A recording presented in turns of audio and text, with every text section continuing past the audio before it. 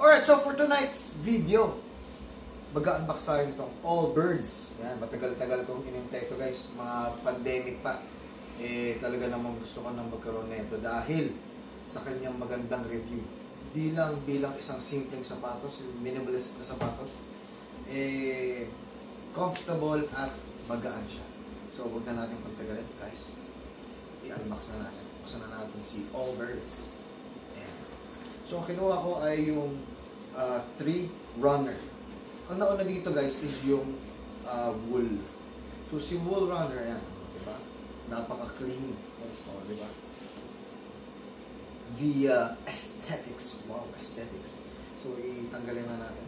So, ayan. Ito siya guys. So, meron siyang ilagyan ko na ng, well, na-unbox ko na to technically. So, medyo nasukat ko na rin. So, I'll give my honest review. So, ito yung sapatos guys. Ibaba mo na natin. So, itong Tree Runner, ito ay merong upper na eucalyptus tree fiber. Diba? Very environment friendly. Okay. Tapos, tanggalin na natin yung insole. Yung nilagay kong, hindi pala insole. Yung kanyang palaman sa loob. Okay. Para buo lang siyang tingnan. Ngayon, see, very malambot siya guys dahil sa kanyang ginamit na parang knit. Okay. Parang mga telang hinabi-habi or tinahi-tahi para maging magandang upper for this shoe. Ngayon, sa loob niya guys, meron ding wool. Okay, ito wool. Wool to. Tapos yung loob niya guys, sa pagkaka-observe ko, meron ding parang elastic band dito. Ayan o. Parang maganda-ganda yung fitting itong tang pag sinuot mo. Okay. Then, ang na-observe ko pa is nung sinuot ko to guys, okay, it's very light, hindi siya mainit. Inaakala ko before na magiging mainit dahil sa wool, but it's not the case. Okay, dahil ang wool lang is nandito sa likod, hindi siya hanggang doon sa loob.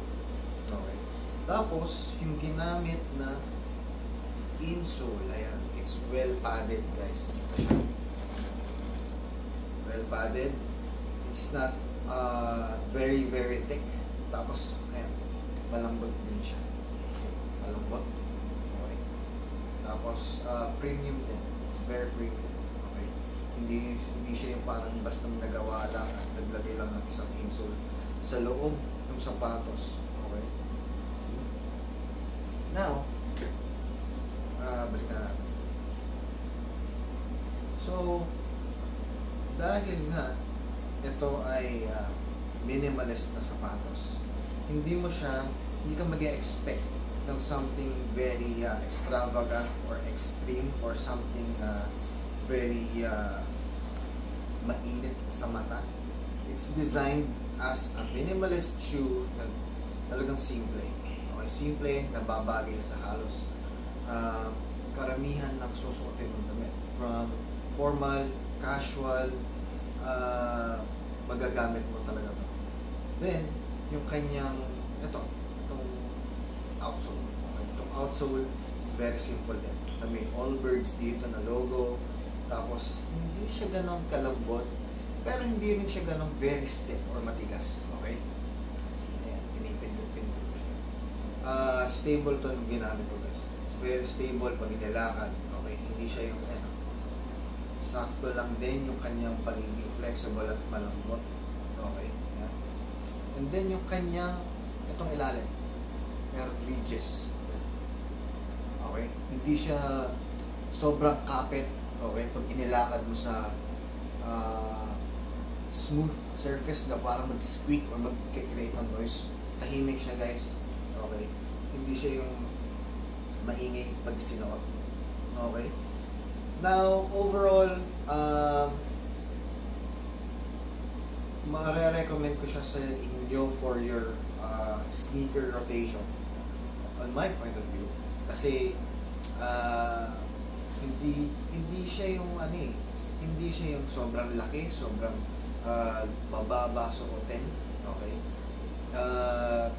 It looks very decent and flexible na pwede mo talagang magamit sa lahat ng susuotin mo. Hindi ka, whether it's shorts, yung mga chinos, slacks, or jeans, marami siyang babagayan, guys. Hindi ka out of place pag ganito yung sinuot mong sapatos. At dahil dyan, guys, I highly recommend na itry nyo tong Allbirds 3 Runner for your daily rotation ng inyong sapatos. At dahil dyan, see you at the next vlog. Peace out.